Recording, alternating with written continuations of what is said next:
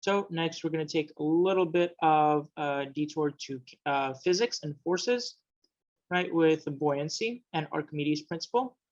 Okay. So this is a more of a straightforward concept. So gas exchange was really focused on kind of like pulmonary stuff, and it's something that I want you to know because it'll come back later. Buoyancy is more straightforward, and actually, you may have learned something very similar earlier when we covered our physics lecture on forces. Buoyancy is a force, right? It's just a force exerted by water or any liquid, really, and even air, right?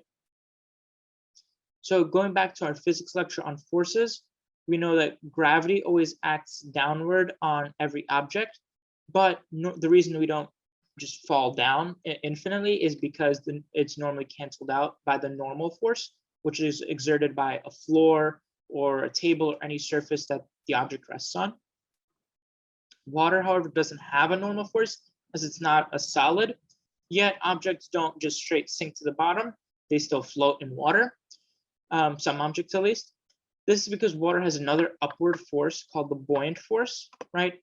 And it's shown here, right? Gravity, WB, is going down, which is equal to mg of the object. And then balancing it out, going upwards is FB, which is the buoyant force, right? Exerted by the liquid, like water. So the buoyant force follows the same rules as all the other forces we talked about earlier. Mainly, it's a vector, has direction, and has magnitude. The direction it has is always up towards the surface of the liquid, or in the MCAT, all situations you'll see is upward towards the surface of the water or the liquid. And it has a magnitude shown by the equation FB equals rho GV. It may look like a P, but that is actually the Greek letter rho. And rho stands for density. So in this situation, because we're talking about the buoyant force, we really only care about the liquid. We don't really care about the object, at least initially, right? So rho is the density of the liquid, not of the object. Remember that, because sometimes they may give you the density of the object, which you'll need for something else to solve in this equation, but it's not the density. It's not the rho. For water, the density is about 1,000 kilograms per meter squared. They'll give it to you if you don't remember it, but it's very simple to remember. Say have another liquid, say, and just anything else, maybe like blood or any other kind of liquid they may have, they'll give you the density. G, is the acceleration due to gravity. It's 9.8 meters per second squared. And V is the volume, again, of the liquid displaced in meters cubed. Right, so again, the volume of the water that gets moved or displaced. And I hope you guys remember that if you put an object, if you have water and you put an object in the water level rises. That's what we mean by displaced, right? It changes, right, and the water level rises because the object is taking up space, or it's taking up volume, actually. Okay. Also remember that rho equals mass divided by volume for any object. This is what I mentioned when I said they may give you the density of the object that's submerged in water. Rather than using it directly in this buoyancy force equation, you would actually, this is what you would likely use it for, rho equals mass times volume, to find something else, okay? But because volume displaced is fairly hard to measure by itself, we want an easier way to do it. So like I mentioned, we only care really initially about the liquid. So rho is density of the liquid, V is the volume of the liquid that's displaced. We're only talking about liquid. But volume displaced of the liquid is a little bit hard to measure. There's this thing called Archimedes Principle, which actually finds us an easier way to do it. So Archimedes Principle states that the volume displaced of the liquid is always equal to the volume placed in the liquid, right? So if you place an object of a certain volume in a liquid, the volume displaced of the water will always be equal to the volume of the object that you placed inside of the water, right? What this essentially means for us, for our equation, is that the V in the buoyancy force equation can be replaced with something called Vs, which is the volume of the object that is submerged in the liquid. So here I said this is only regarding the liquids, the volume of the liquid displaced, but we can actually substitute it, this V, with the volume of the object as long as the object is submerged, which means underwater or under liquid, right? Okay. So an example of this would be if you had a wooden cube, right? If it was completely submerged in water and the cube you knew had a volume of 10 meters cubed, the volume in the FB equation, which is the amount of water displaced when you put the cube in, would also be 10, since the volume of liquid displaced is equal to the volume submerged, right? So while I said initially we're looking at only the liquid, you actually can, using Archimedes principle, substitute in the volume of the object, right? And this is what I mentioned. This is why they may give you the density of the object, and this is why I gave you this equation, density equals mass over volume, because they may ask you to find, in order to solve this, you have to find the volume of the object, which is this V. If they give you the density and they give you the mass of the object, you could find the volume of the object, and the density of the object would actually be used to find this V, not substituted here. Please remember that. Okay. Another thing I wanted to mention, if the cube instead, again, like I mentioned, the volume displaced is equal to the volume submerged underwater. Sometimes, as we know, especially for wooden cubes, the submerged, usually not the whole cube will be underwater. Part of it will be underwater, part of it will be floating on the surface of the water. We're only looking at the part that's underwater, not the part that's above water. So if the cube is only half submerged in water, which they would mention in the question, if it's half submerged, that means half the cube is above water, half of the cube is submerged.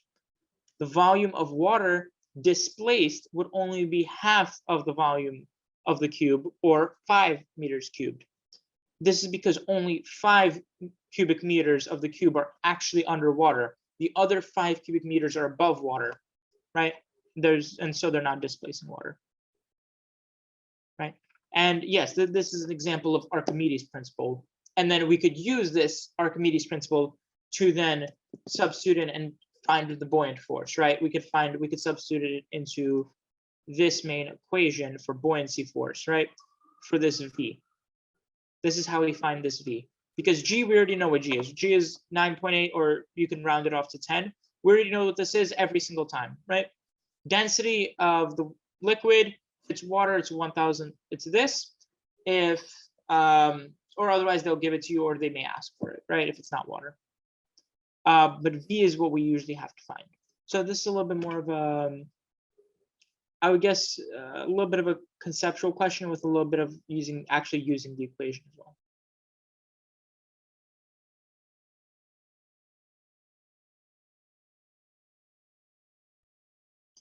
So the vast majority of people picked D, right?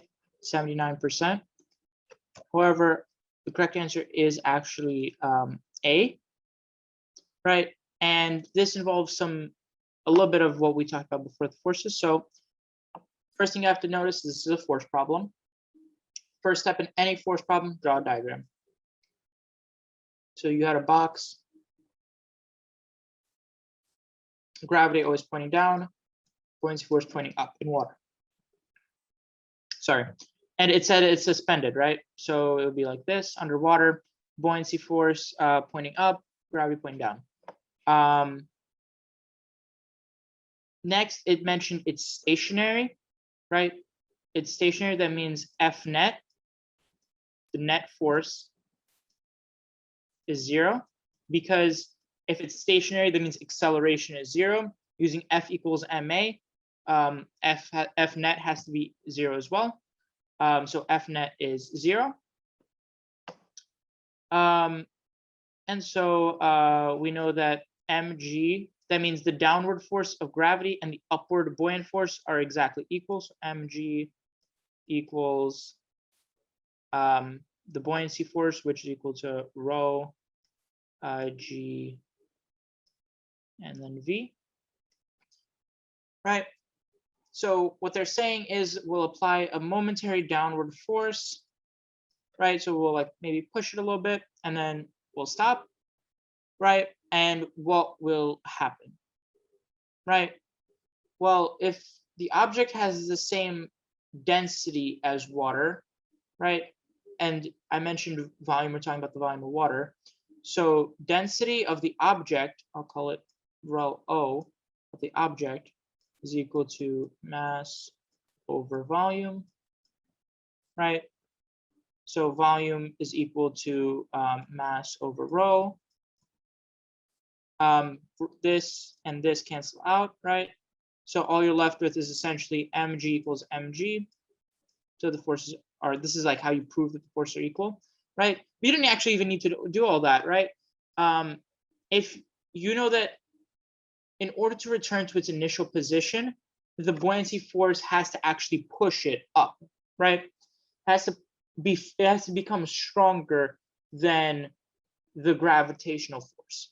But look, mg equals mg, it won't ever change, right? Because the mass won't change of the object and gravity won't change. So the buoyancy force will never change.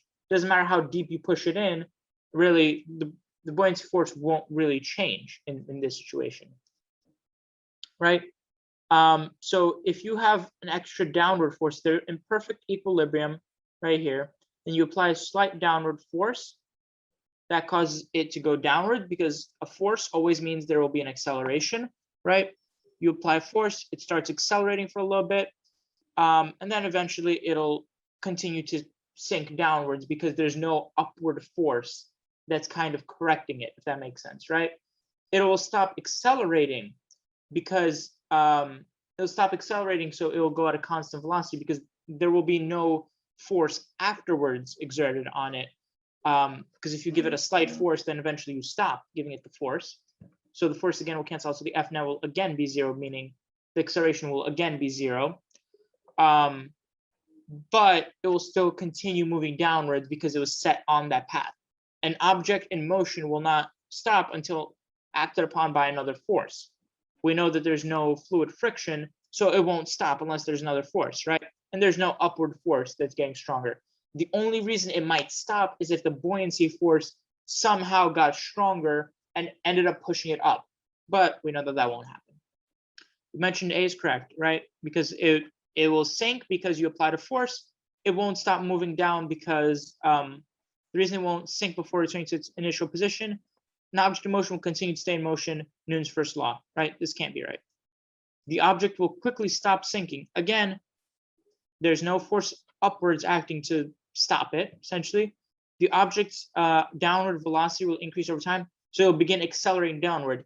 That would only be true, B would only be true if you continue to apply that force, but because you only applied it for a second and then stopped, all the only forces left were again mg and buoyancy force. We know that those cancel out perfectly, right? So that means there's no net force. Because there's no net force, no net acceleration. Acceleration is 0. The object either has to be at rest or moving at constant velocity. Yeah, it can't be B either, right? So this is the only answer. That would make sense.